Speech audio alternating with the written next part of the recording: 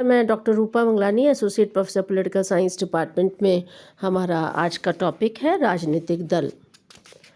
तो जहाँ तक राजनीतिक दलों का सवाल है, हमें ये जानना होगा कि राजनीतिक दलों का महत्व, परिभाषा, उनके आवश्यक तत्व और उनके कार्यों को समझना होगा। तो आइए जानते हैं राजनीतिक दल जो है वो किस प्रकार से काम करते हैं।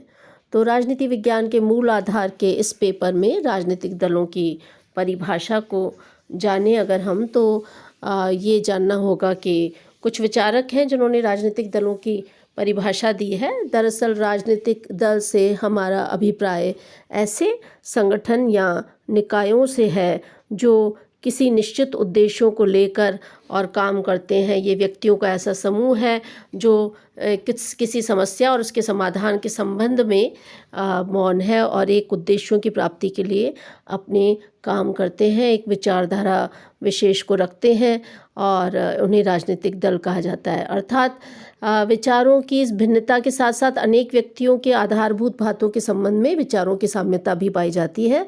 तो हम कह सकते हैं कि विचारों की समानता रखने वाले ये व्यक्ति अपनी सामान्य विचारधारा के आधार पर शासन शक्ति प्राप्त करने और अपनी नीति को कार्य रूप में परिणत करने के लिए प्रयत्नशील रहते हैं और इस उद्देश्य को दृष्टि में रखकर उनके द्वारा जिन संगठनों का निर्माण किया जाता है उन्हें राजनीतिक दल कहा जाता है। राजनीतिक दल की परिभाषा देखें तो एडमंड बर्ग के अनुसार राजनीतिक दल ऐसे लोगों का एक समूह होता है जो किसी ऐसे सिद्धांत के आधार पर जिस पर वे एक मत हों अपने सामूहिक प्रयत्नों द्वारा जनता के हित में काम करने के लिए एकता से बंधे होते हैं। न्यूमैन ये कहते हैं कि राजनीतिक दल एक स्वतंत्र समाज में नागरिकों के उस व्यवस्थित समुदाय को कहते हैं जो शासन तंत्र को नियंत्रित करना चाहता है और उनके लिए जन सहमति में भाग लेकर अपने कुछ सदस्यों को सरकारी पदों पर भेजने का प्रयास करता है। मैकाइवर के शब्दों में राजनीतिक दल एक ऐसा समुदाय है जो किसी ऐसे सिद्धांत अथवा ऐसी नीति के समर्थन के लिए संगठित हुआ हो जिसे वह वैधानिक साधनों से सरकार का आधार बनाना चाहता है।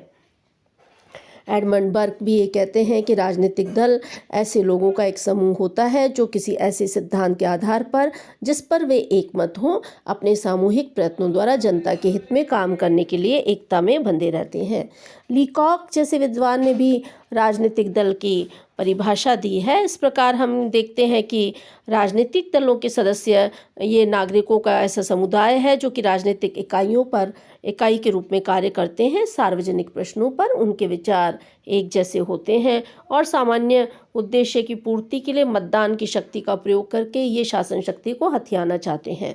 जहाँ तक राजनीतिक दलों के कार्यों का सवाल है तो राजनीतिक दल सार्वजनिक नीतियों का निर्धारण करते हैं, शासन का संचालन करते हैं, शासन की आलोचना करते हैं अगर वो विपक्ष में हो तो, चुनावों का संचालन करते हैं, लोकमत का निर्माण करते हैं, शासन तथा जनता के बीच मध्यस्थ का कार्य करते हैं, राजनीतिक प्रशिक्षण देते हैं, सामाजिक और सांस्कृतिक कार्य करते हैं और दलीय कार्य करते हैं।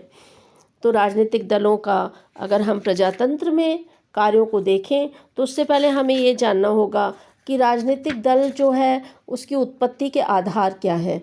तो राजनीतिक दल की उत्पत्ति जो है वो उसके जो आधार है उसमें कहीं ना कहीं मानव स्वभाव है, इसे हमें जानना होगा।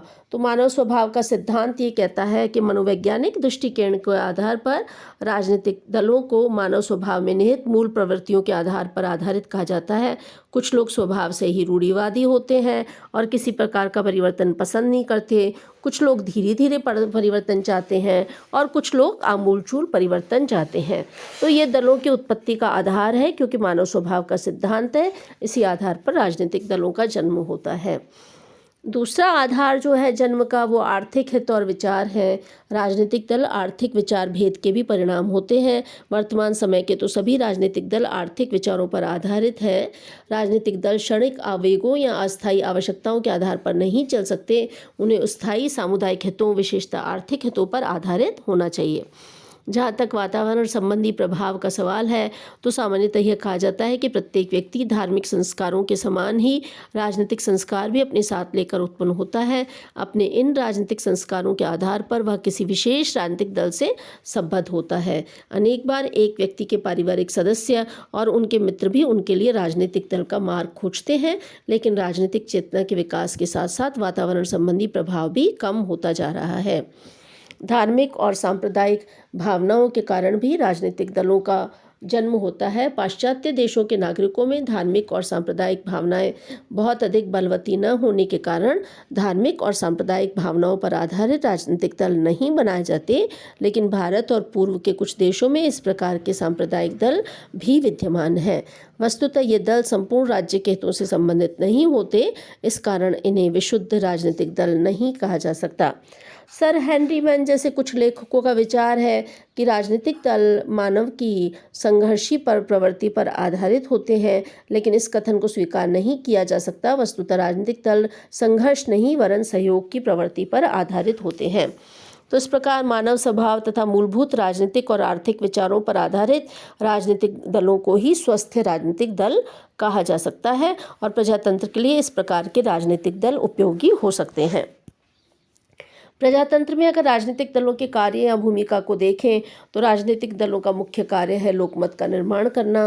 वर्तमान समय में राज्य संबंधी विषय बहुत अधिक जटिल और व्यापक होते हैं और साधारणतः व्यक्ति के लिए इस प्रकार के विचार विषय का चुनाव और उसे समझ सकना संभव नहीं होता। ऐसी स्थिति में राजनीतिक दल सार्वजनिक समस्याओं को जनता के सम्मुख इस रूप में प्रस्तुत करते हैं कि साधारण जनता उन्हें समझा सके।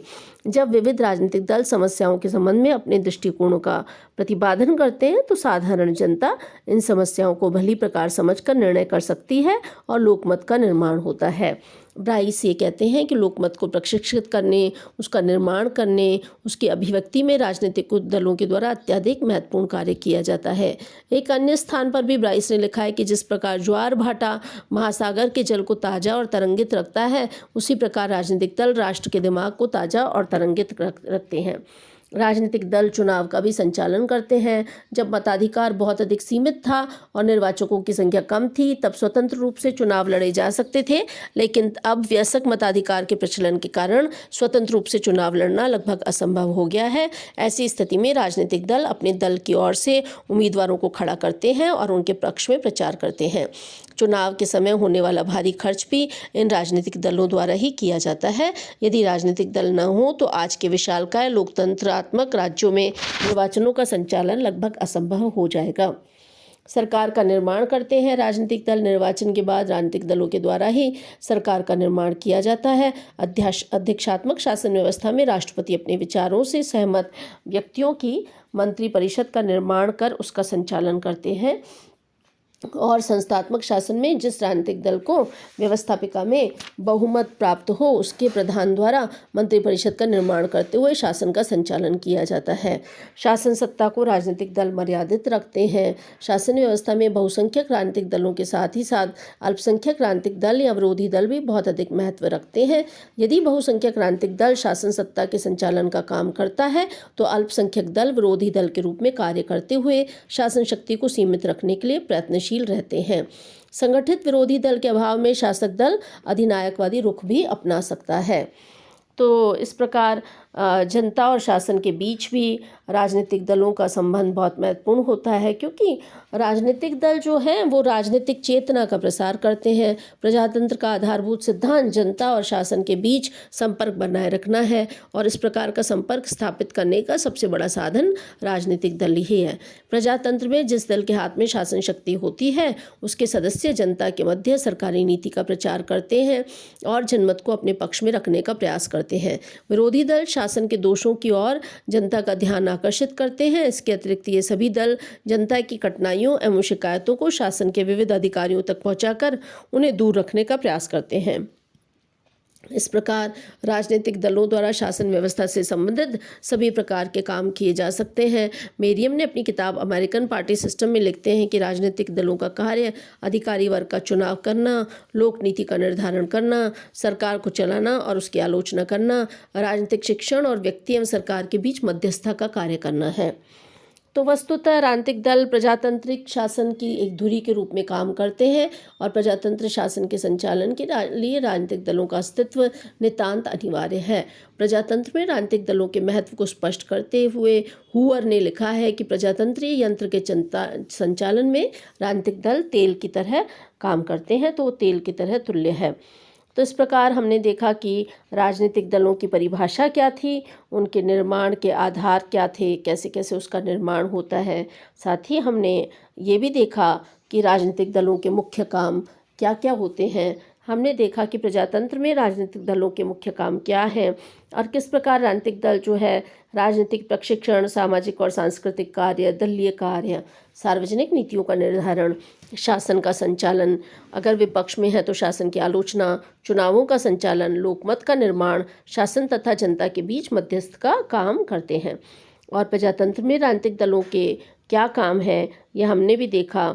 तो इस प्रकार राजनीतिक दल जो है वो अत्यधिक महत्वपूर्ण है और राजनीतिक दलों की भूमिका जो है बहुत महत्वपूर्ण है। लॉर्ड ब्राइस ने भी लिखा है कि दल राष्ट्र के मस्तिष्क को उसी प्रकार क्रियाशील रखते हैं जैसे लहरों की हलचल से समुद्र की खाड़ी का जल स्वच्छ रहता है।